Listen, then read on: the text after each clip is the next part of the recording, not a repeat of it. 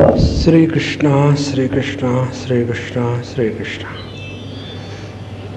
Gurur Brahma, Gurur Vishnu, Gurur Devo Maheshwaraha, Guru Sakshat Parabrahma, Tasmai Shri Gurave Namaha, Tasmai Shri Gurave Namaha. See, whatever we have, how do we know that we have?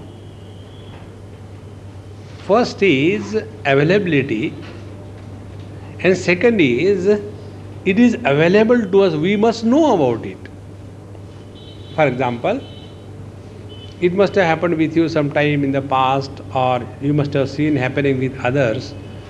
Many times people have the habit of keeping their glasses on their head so that they can see the gods directly. And then they forget that glasses have gone there. And keep on searching. But I saw that in one house, when Dadaji kept the glasses up here and was asking the grandson, "Hey beta, did you see my glasses?" Now that grandchild has seen the glasses. He said, "Dadaji, maybe you went to the bathroom, you must have kept it there." And I was watching him. So he looked at me, he said, I kept quiet. Then he took that Dadaji to the bathroom. "Oh, it's not here, maybe. Maybe you went to the temple, there he took that old man to the temple. He also it is not there. And he made him run and run and run. Then he said, "Dadaji, you always do like that. I don't know where you left it." And then he got so fed up. He said, "Never mind, I don't want to know. I'm fed up." And when he said, "I'm fed up," the glasses were here. And the child was clapping. I made a fool of Dadaji, isn't it? In the same manner,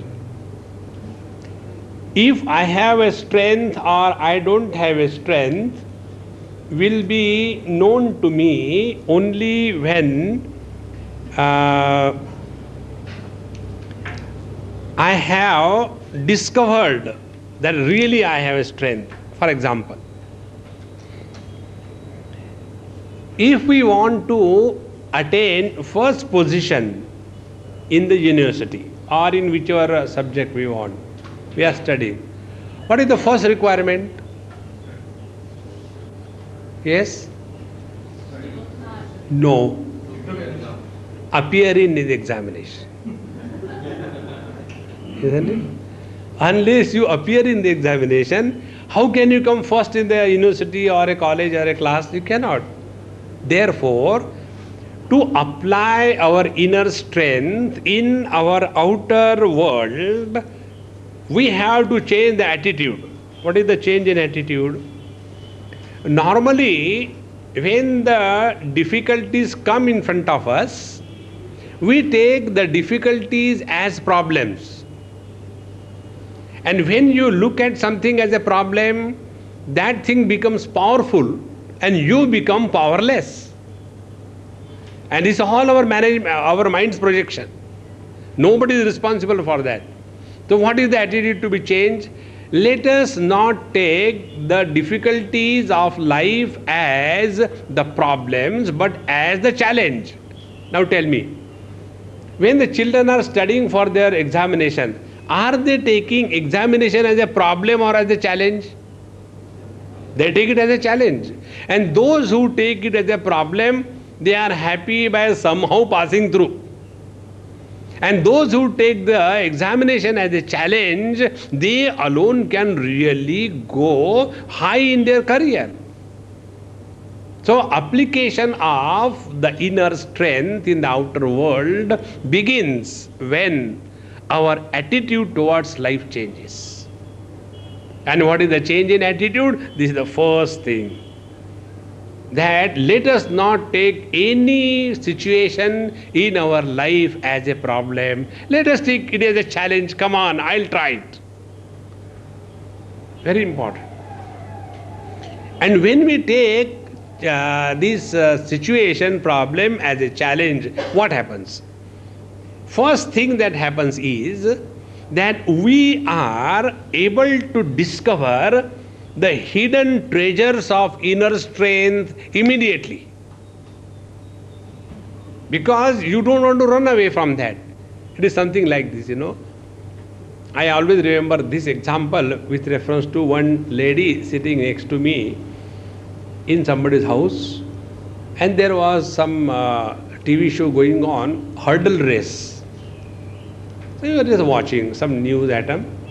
So that lady, old lady, she said, Swamiji, look here, so sweet girls, if they are running, why they put in between, those hurdles? They should remove it, let them run nicely, No, those hurdles are not difficulties for them. That is a challenge, because it is called as a hurdle race. In the same manner, life without difficulty is like sandwich for the breakfast, lunch for the sandwich, and dinner, of course, sandwich. Is there any charm in life? So let us take this change in attitude. Every situation is a challenge. And then bring out the best in you.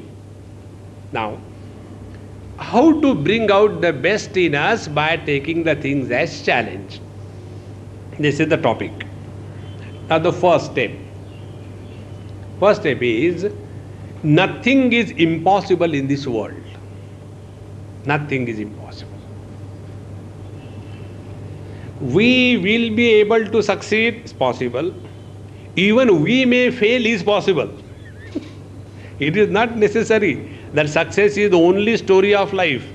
Acceptance of the failures with grace is also a success. If we learn from our failures, we are successful. Because our attention is not only in the outer world, as we have seen in the morning lecture, attention is also on what is happening in our mind. So, we do not take any situation as a problem, take it challenge, and first principle, nothing is impossible, anything can happen. What are the things that can happen? All those who have promised us will fail. All those who were the people whom we never expected to help us, they will come and help. The things may suddenly change. Anything is possible in this world. And if this principle, anything is possible in this world, when you take, you become an efficient driver in Ahmedabad. Isn't it? In Ahmedabad, traffic, anything can happen.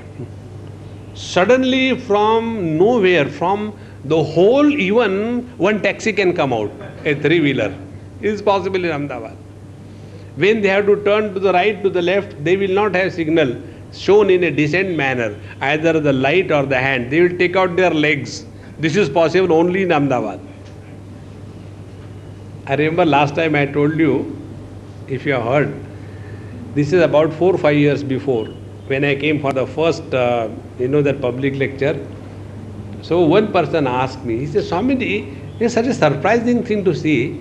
In Ahmedabad, people, these three-wheeler auto rickshaw fellows, they show the direction by lifting the legs. What is this funny thing? How can you explain? I said, this simple thing. This is the Purva Janma Samskar. From the last life, they were lifting the leg, and that is how they have brought it. So, once we have accepted that anything can happen, be very attentive. You know what happens? You remain alert 24 hours. See? The other day, when I was in US, one person told, not USA. He said, Swamiji, I am feeling very bad, but this is the truth. What happened? He said, one of our American friend told me, you Indians, when you are with we white people, you are really so decent, and really you come up to our mark of cleanliness, systematicity, everything. But when you are among yourself Indians, you go to any Indian store, it is such a mess and all that. Why this happens? He said, I felt so disgusted. I said, you should not feel disgusted. If you are Indian, you should not feel disgusted. Then what should I do? Is it not the truth? I said, no, it is not the truth. Then what is the truth? The truth is, Indians are able to adapt everything. If it is the perfection of cleanliness, or it is the chaos of Ahmedabad, everywhere an Indian is a fit. Why don't you take it in that manner? Then I told him, I said, look here, see the number of deaths occurring because of traffic in the world and the number of deaths happening because of traffic in India, not even comparable, very minimum fraction. And what are the rules and regulations so strictly observed in the Western or the whole world? Strictly enforced. And in India, even if it's a red light, the person goes away because they have a simple logic. More than the light, we are more intelligent, We know where to go away. Because the laksha, the destination is clear. That here you have to save yourself. See? Rules are meant for us or we are meant for the rules? Rules are meant for us. We should not become mad and crazy about it. So, when we take this principle, anything can happen in life, you remain all the time alert. First principle. And when you are alert all the time, available, the chances of losing the inner peace is minimum. You know how the inner peace is lost, inner strength is gone. Because we get influence. You must have seen, these cricket matches. In cricket matches, there are 4 or 5 characters. One is the batting team, second is the bowling team, third is the audience, and fourth is the umpire. Isn't it? When it's a wonderful ball, the umpire doesn't say a word. If you do wrong, no ball, no ball. Immediately he will tell, isn't it? Similarly, when the batsman hits a sixer, he doesn't have to say, hey, well done, aha. He simply tells, "Chhe mara hai," that's it. Nothing beyond it. If he is out, very coolly he is out. And imagine, if the umpire starts getting involved with the performance of the players, he will not be an umpire, isn't it? He has to be unbiased, totally. The same principle in our life. We are the batting team, and the whole world is a bowling team. We will get out. The bowlers are never out. Have you heard? Oh, this bowler is out. No, it's the batsman who is out. So we have to be on guards. You cannot expect. But why the people are doing? The people are like this. You have to negotiate through. That is the principle of life. So once we are alert, available all the time to any situation, all our faculties become extremely sharp. And when the faculties are sharp, we are alert, there is application of the inner strength in the outer situation. Now what is that? How do we know whether we are doing this or not? Take an example. Suppose somebody comes and says something good or bad to me, and also something good or bad to him. 2 of us are sitting, and a person comes, says few bad words to me and to him. He, being a gentleman, he simply keeps quiet and he says, anyway, he's a drunkard. There is no point in talking to a drunkard person. Forget about it. It's okay. But I am a spiritual man. So spiritual means liquid spiritual. So then I say, he said like this to me, I also give back, and with the interest. Now out of these 2 people, whom do you consider a more successful person? The one who has kept his cool. Very important. Today in our this thing, we'll play one small kind of a game in your workshop and bring out this principle. Let us see how it comes out. So, application of the inner strength in the outer world means more value is given to our cool within. And when you are cool within, then your assessment is perfect, your interaction is well thought of, and the results are bound to be good. Even if you fail, the results will be good because you are not disturbed. Most important. Now the third thing. Most of us, whenever any situations come, by default we react. Reacting by default is not the dignity of a cultured person. We must not react in life. We must act in life. You see the simple example. You know, on the stage of cinema or the drama, those people who come and perform various characters, they are called as what? Actors.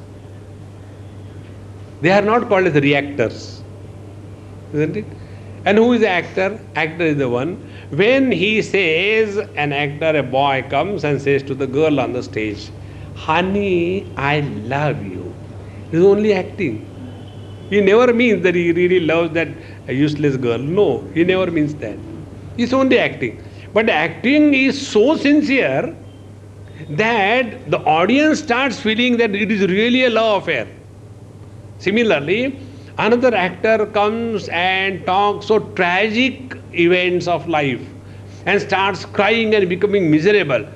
And he presents that acting so wonderfully well that the audience starts crying because of the misery. And that time what is going on in the mind of the actor? That time the actor thinks or tells, "You fools, I am paid for crying and you are paying and crying. Look here." Because he is doing only acting, but the audience is reacting. He is not acting. See, the tears of the actor on the stage are actions, and the tears in the eyes of the audience is reaction. See? In the same manner, when the situations come in our life, we must stop reacting.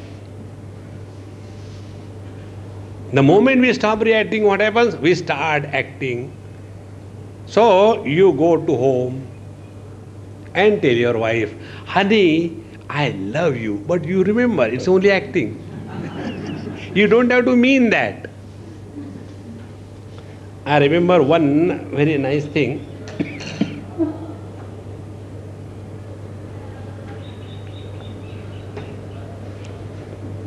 One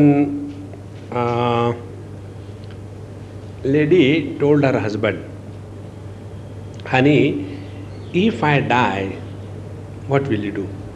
"Hey, don't say all that. I'll become mad. Don't say that about your death. I can't imagine." No, suppose I die, will you not get married again?" So he says, "I will not get that mad to get married again. Once it was enough." So, will you not get mad to get married again? No. Reaction and action. So if we take the application of the inner strength, it is only actions, no reactions. Now, for first what we have seen, convert the attitude challenge into, or rather problem into challenge. Then second thing we have seen, keep our cool. Now third, let us not react. When we don't react, what happens, Our mind remains cool. And cool mind is the mind which can reflect the situation as it is, without any exaggeration. You must have played this game. I don't know, they call it Chinese tale or something. People sit in a group, big group, and you tell something in the ear of the first person, one message, and that message passes through all the mouths and ears, and when it comes to you, it is totally distorted. Because the one who is talking, he will not tell exactly what the message was. He will add little bit of mirchi masala, and then it goes to the second person. He will add from his side little bit of pyaj and lasan, and it goes to the third. And by the time it comes to you, you get a grand pulao. You have given raw rice, but you get in hand the grand pulao. Where from all these cookings have happened because of addition by every person. Isn't it? Therefore, when we are not biased, we remain cool. Our mind is able to perceive the situation as it is. And diagnosis of the disease correctly is more than 70% solution. See? There is a boy in India, in Bombay. He is, kind of a stunted growth for last 16 years. All kinds of medications, hormones, and everything is given. And yet the boy remains the same one. When you look at him, he looks like a 5, 6 years, 7 years old boy, but he is 20 years old. And no growth. Everything done. Finally, he became extremely serious, admitted to die virtually. And somehow they gave steroids and came out, and then in the diagnosis they found out that he has got a very big bleeding ulcer in his stomach. And because of that, nothing is retained in the body, goes through the stools. So once they have diagnosed this disease, naturally the line of treatment will be correct. In the same manner, a cool mind is able to assess the situation without biasness. And when the mind remains cool and we are able to assess the situation without biasness, we are bound to apply our inner strength. And what is inner strength? Inner strength is keeping yours cool. That is the inner strength. Getting excited is not cool. You must have seen, the pictures of some of the terrorists, how cool they look. They are, not like that. Calm and quiet. Serene. Inner strength comes from, you see, all the terrorists that you see, their pictures, even the criminals, they don't look excited. They look calm and why? Because they are committed to the cause. Now, the next topic.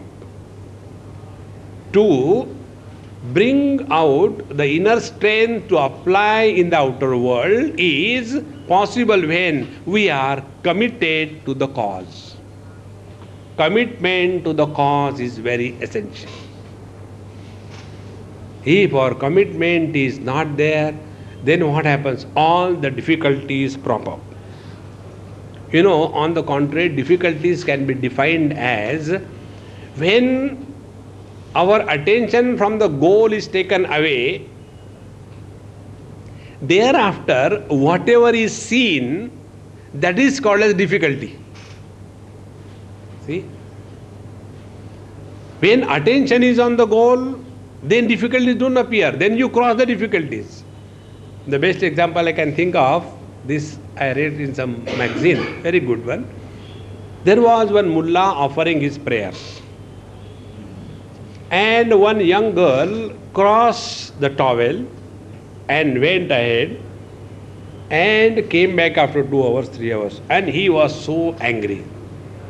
And he scolded that girl. You did like this, you did like this. She said, if I had done, I am sorry, it is bad act. I should not have done. If you want to punish me, I am ready to undergo punishment because I have done wrong. I agree with you. But only one difficulty I have got. Can you tell me this? What is that?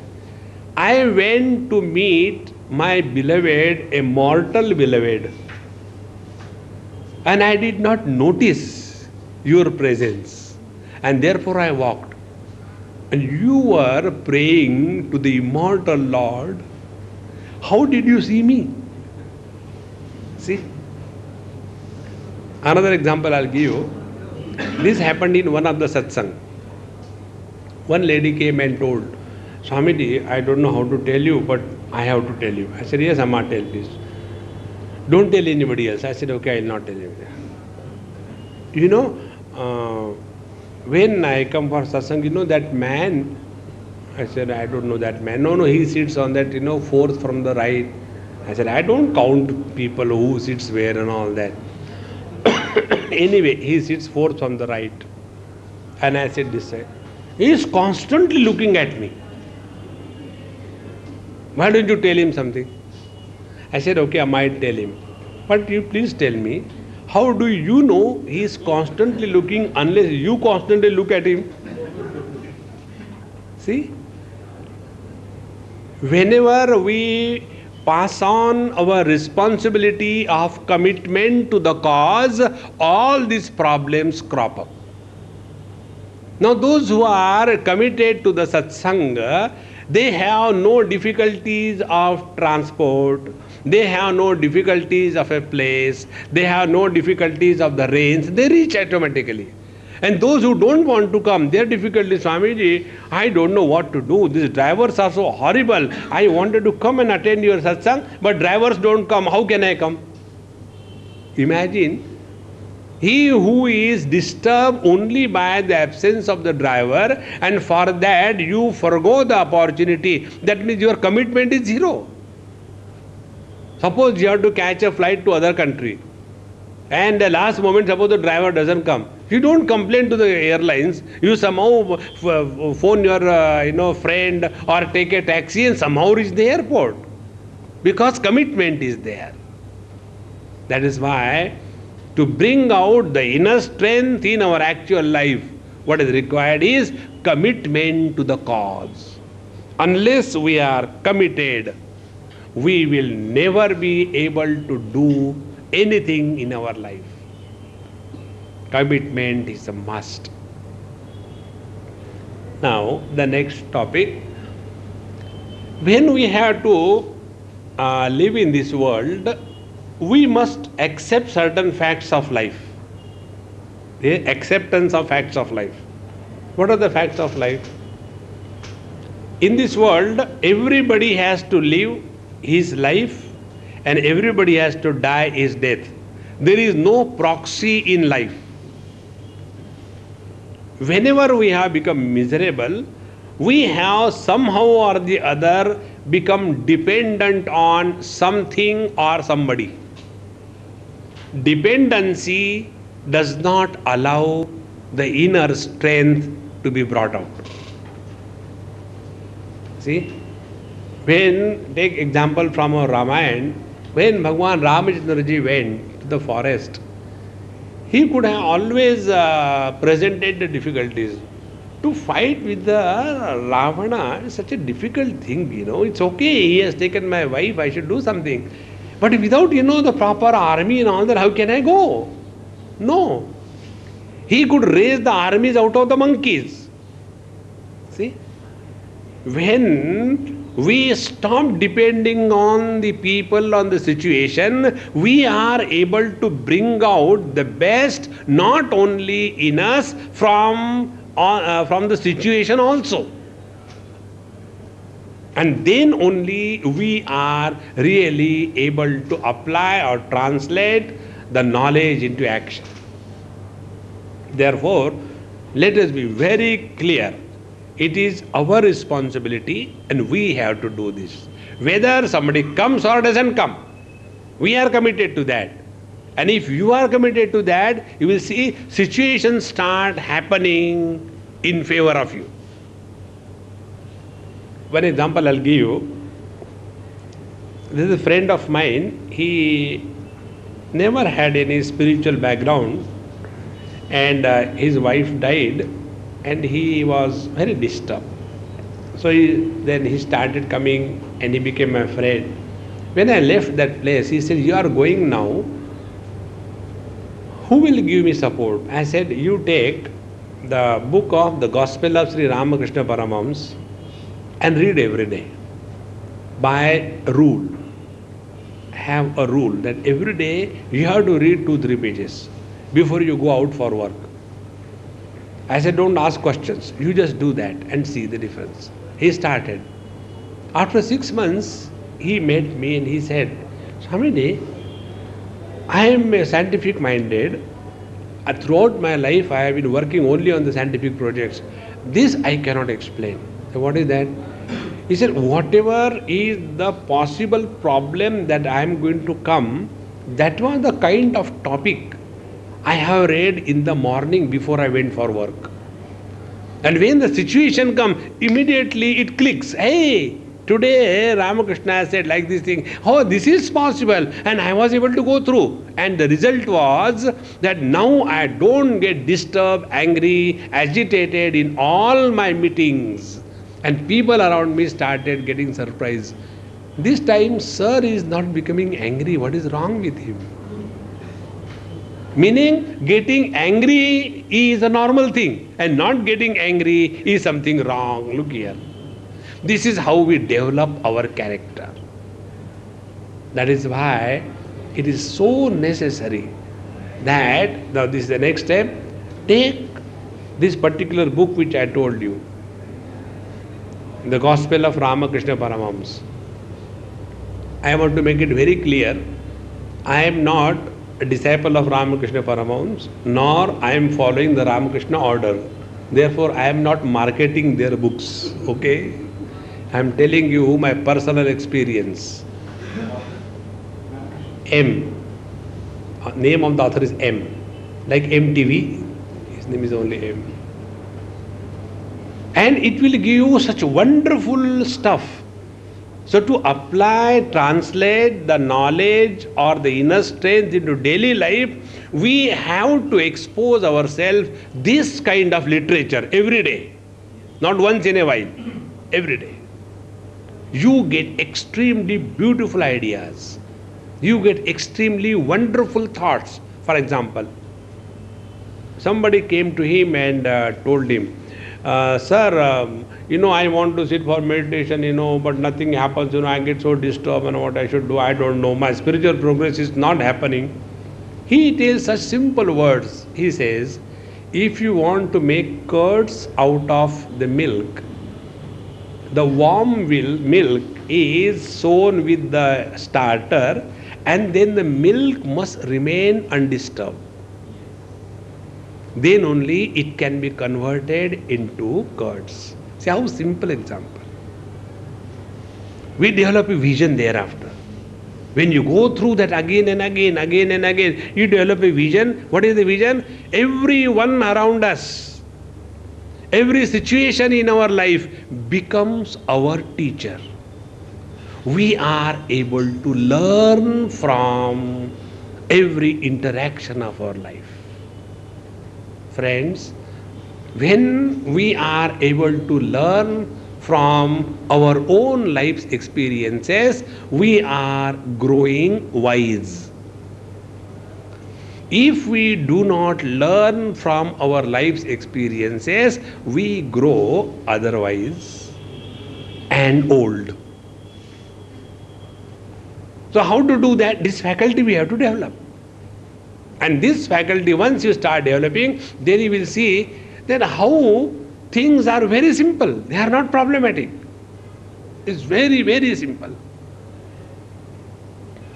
So, when we are translating the knowledge of self-control in our life, let us have daily exposure to some creative thoughts. Don't take the creative thoughts of Chanakya. See, I have nothing against Chanakya. I am also studying it in very deep detail because I had to take a course on that, teach a course. See, Chanakya was basically a politician. What he has done, he has utilized his knowledge and genius in the political field. In politics, that is required. But when we come to lead our life, if you are not a politician, then don't go into it. If you want to play politics in your business, in your management, in your homes, then follow Chanakya. But if you want to have real fulfillment in life, then don't go into that. So what Chanakya tells that if you are benefited by dividing the people, divide. But that is not the life we are aiming at. A successful manager is the one who is not only able to take out his work from his subordinates, but he is able to discover some faculty in the subordinate and make him grow in his own field. If that we are able to do, then we are really successful. And the best example I can give you is our AMA and Mr. Nair. So many people he brought, they grew and they flew away to the other heights in their own life. That is important. We don't have to make anybody a slave in our life. Never imagine those who are with us throughout the life, they are good people. No, they are useless. See? We must not stick to one place, one person. No. Grow spiritually and materially. Then only life is worth living. And therefore, to apply this inner strength in the outer world is to attain both the things simultaneously. External prosperity plus inner poise. If it is only one way, only external prosperity at the cost of the inner poise, or the inner poise becomes so important that we are closing our eyes all the time, that is also not right. Then better go to Himalayas and destroy the Himalayas. Therefore, it is necessary that we have to attain a perfect balance. And this perfect balance is possible when we are equipping ourselves with the proper knowledge through good thoughts and start the process of learning from our life's every experience. Let us learn, let us learn. Now, when we are thus attempting to apply the inner strength in the outer world, what happens? Now, next angle. We become stronger and stronger. This is now very different situation. Physically, when you do any work, after some time you get tired and exhausted. But when you do some work mentally, intelligently, with proper understanding for a long period of time, your faculties become more and more sharp. Physical repetition of work gives you expertise, and intelligent repetition of interaction with the world gives you efficiency. Expertise is limited to one field. Who is an expert? He who knows more and more about less and less is an expert, isn't it? Like, the ENT specialist. So you go to the ENT, sir, I got some pain in my knee, I'm sorry.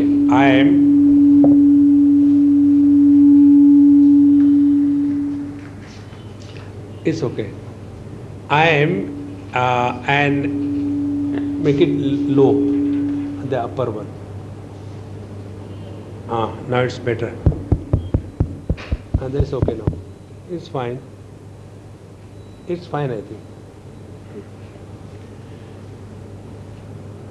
So, when we are expert, we know more and more about less and less. The example I was giving was ENT.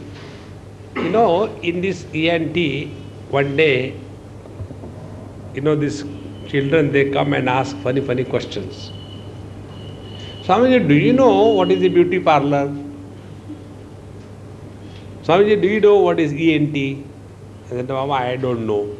Swami, you don't even this much. ENT means ear, throat, nose, or ear, nose, throat specialist.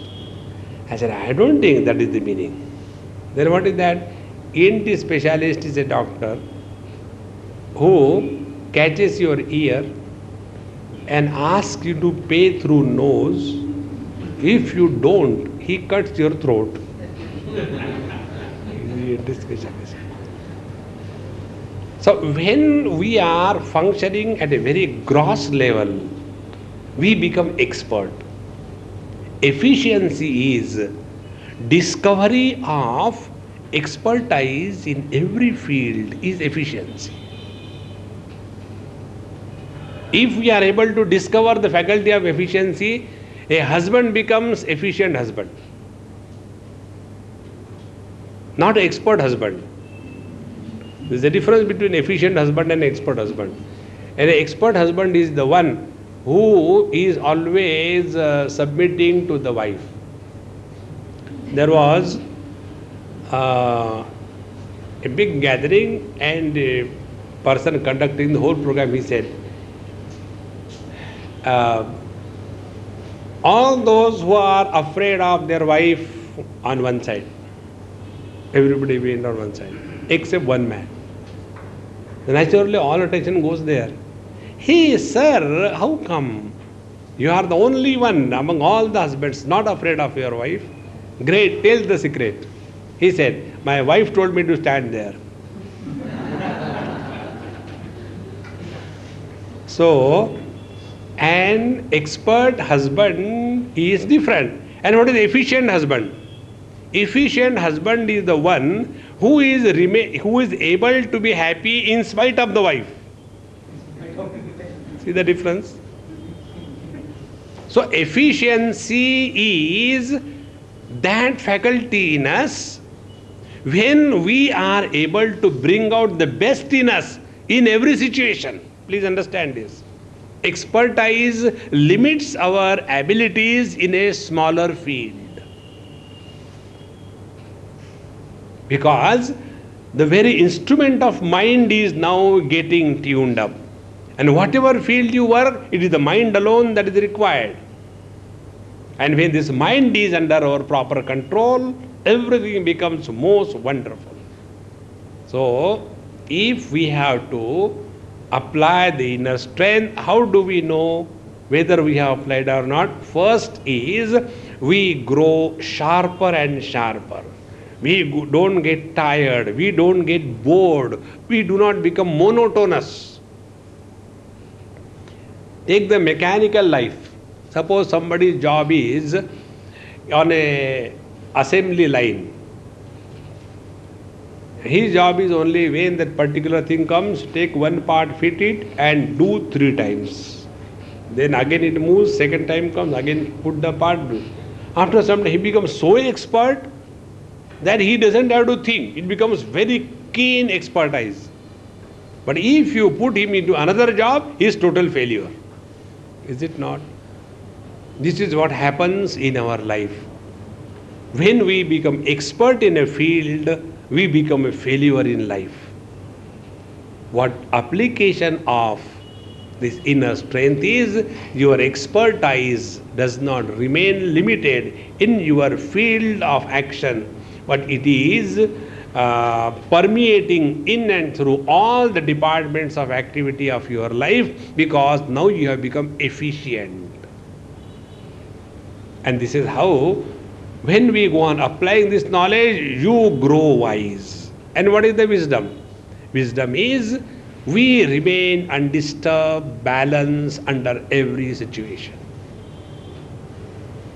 An undisturbed, balanced person alone is able to apply his mind in any field without excitement. Now, this is one sign. Second sign, whether we are applying the inner strength or not, we become more and more aware about the leakages of this inner strength. We become aware about it. For example, I'll give an example to make this point. There is a friend of mine, he is all the time extremely worried. Lot of worries. And he has a wife, a son and all that. And the wife is extremely composed, undisturbed. So the son tells the mother, Mom, why don't you tell dad? Why is so disturbed, so tense, so worried? So the mother tells the son, my dear child, do you think I have not tried this on your dad? He is a gone case. I have written off. And then one big principle of life. The big principle is you have to decide whether you want to continue worrying or you want to stop worrying. If you have decided that you want to continue worrying, continue. So we have to decide what is the leakage. Leakage is most of us have the leakage of worrying about the future and carrying the load of the past. Again, same topic you bring, but they have done so much injustice to me. I have been so sincere, I have done so much good, but then the world is like that. Now what can you do? It is done. You cannot undo the past. The only thing that can be done about the past is forget the past. That is the only thing. Those who are not able to forget the past, they waste a lot of their energy. And all the time they flash back in the past. Should we call it as a flashback or a flashback? It is more of a flashback than a flashback. Therefore, friends, let us become extremely aware. What are those areas which are really pricking our inner strength? Let us find out. You must have seen, the bicycle or the motorcycle tires, when they become flat, those people who are repairing, after the repair, they put their hand inside the tire like this. And where there is a nail, immediately they get a prick and then they can remove. In the same manner, find out that pricking point in your personality. What is that which is pricking you? And nobody can do it for us. Nobody can do it. Now, which are those possible points which take away our energy? So, one point is, whatever good or bad has happened to us, either because of us or because of the world, that we are unable to drop. This is one point. And because of that, all the energy goes again back and back to the same thing again. So, the more we think about the past, the more we waste our inner strength. Let us, if we have grown wise from our past experiences, we will not think about the past. Done is done.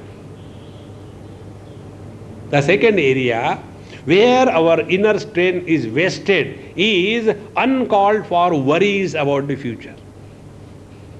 See, there are two qualities of thoughts. One is planning and second is worrying. I am talking about worrying. I am not talking about planning. Planning is done in the present to improve the future. Worrying is done in the present to destroy the present. By worrying, future is never improved. But the guarantee is our present is destroyed. And when the present is destroyed, we cannot grow wise in life. So, this is one pricking point which doesn't allow the inner strength to manifest. Now, how to do that? As I told you about the past, to drop it, try this example I am giving you, try. Every day, whenever, if you are committed to this, morning when you get up, before doing into worldly activities, including your bath and tea and reading newspaper, instead of doing that, just finish the minimum things like going to toilet, etc., what is urgent, at the most brush, and then just sit quiet. maybe before your Lord or wherever you are, and try to be Mr. Nobody. Give it a chance. And why? In deep sleep, who are we? We are nobody.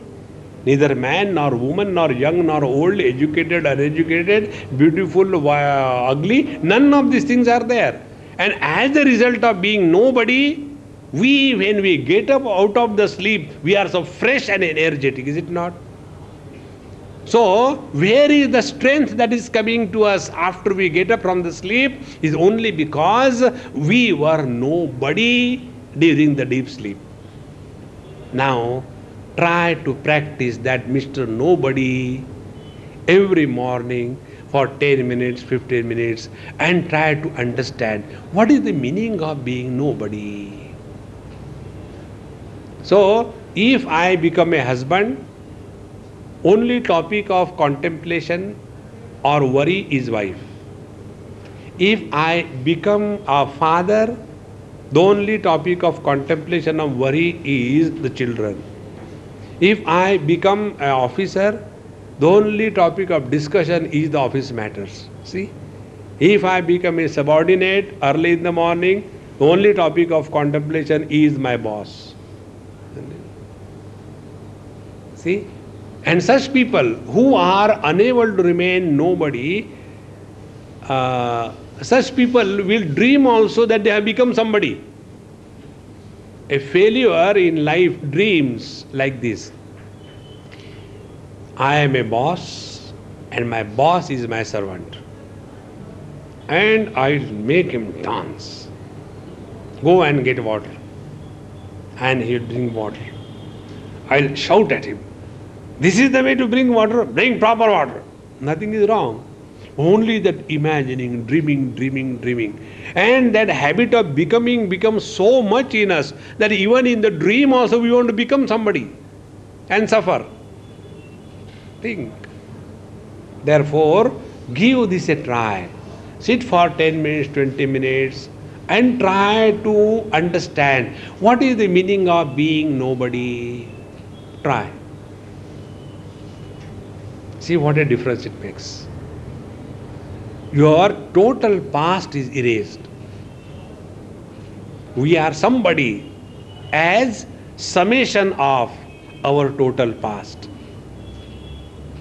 When you practice being nobody, you have deleted your total past. See? And lesser the load of the past on you, more you are available in the present. See? And the more you are available in the present, more efficient is your performance. See? Many a times, one of my pilot friend, I asked him, I said, what is the criteria of your performance? He said, Swamiji, one of the things is not only the routine medical test that, the alcohol should not be there, all those things, but they also observe that whether we are frustrated, worrying kind of person. A frustrated, worrying kind of person, when suppose he is frustrated maybe because of the girlfriend or a boyfriend or whatever it is, or some problem in life and like that, and all the time thinking of, I think it is better to end the life, the mind is constantly going on and he is high up in the sky. How best will be this? If I plunge into the sea, every problem will be solved. Now what he was carrying in those heights? Only the total past. The total past influences our, be very attentive, total past influences our present if we have learned positively. If we have not learned positively from our past, our present is destroyed by the same past. See how important it is. And to learn this, try, give it a try. Remain in your chair or bed or whatever place you sit before the Lord and try. I am nobody. then what will happen? Slowly, slowly you will start discovering many facets of life. One facet, you have no authority on anybody. When you give up your authority on anybody, you have no expectations. When you have no expectations, you have no disappointments. When you have no disappointments, you are always alert. You know that you have to do this, so you do it. See? The benefit of the simple principle of being nobody. Similarly, the second part is only one, I can't cover everything. The second part is the worrying about the future. Please remember one thing. Whatever is going to happen in our life is going to happen. You cannot change. What can be changed is only our preparation to accept or not accept. If you are prepared to accept whatever is coming, you will be successful. How important. But normally, if we are not prepared, if we are caught on the wrong foot, then gone. So about the future, only one thing can be done. Be prepared to accept whatever is coming and be alert so that you are available to the situation. These are the pricking points from which the inner strength is leaking out every now and then. How important it is. Therefore, friends, again and again we become more and more subjective in our life. The more you become subjective in life, the more you become effective in the objective life. See? And that being subjective in life is keeping yourself on guard all the time. Never take a single moment in life for granted. Not a single moment. You will see, whenever the accidents happen, the accidents always are committed by the experienced drivers. Isn't it? A person who is driving a car with a big L on all the sides of the car, and with the driver sitting next to him teaching him, and he sees from Gandhinagar a car is coming and he is in Atira, he will take the car away outside the road and let the other car go and then come on the road. He is so much concerned, alert. But the one who is all the time driving, I know, I have been driving for so many years, and he takes granted once and it is enough. Therefore, when we are leading our life in an alert manner, this is one of the most important things. Let us not take anything for granted even once. Never take granted for once. You know, many relations become embittered because of this taking things for granted. Many relations. One day this happened somewhere in another country. Both husband and wife came, and Swamiji, we have got problem between us, so we want to discuss with you. And I said, and you want me to create some more problem for you? I can do that, because I am problem expert. I can create problem for you. He said, no, our problem is, you know, many times I feel neglected. Wife watch. Wife says. Husband said, Swamiji, I don't understand. Neglected means what? Should I every day come from the office and give in writing, I love you, take? I have to do that every day. I have to every day say, honey, you are, this coffee is so beautiful, so tasty, so wonderful. And then she said, excuse me, this is rasam. Okay, whatever it is. Do I have to say that every day? See, be very attentive. Whenever we have felt neglected, We are attention seekers. Attention seeker cannot be an efficient person. He doesn't have inner strength. He becomes great because people tell. He is not great by his own greatness. See? If our greatness depends on the certification of the world, we are fools, not great. Now, these are a few points. Try to assimilate and apply the inner strength into this. See, the life changes tremendously. Om Purnamadaha Purnamidam Purnat Purnamudachyate Purnasya Purnamadaya Purnamevavashishyate. Om Shanti Shanti Shanti. Hari Om Shri Gurubhyo Namaha. Hari Om.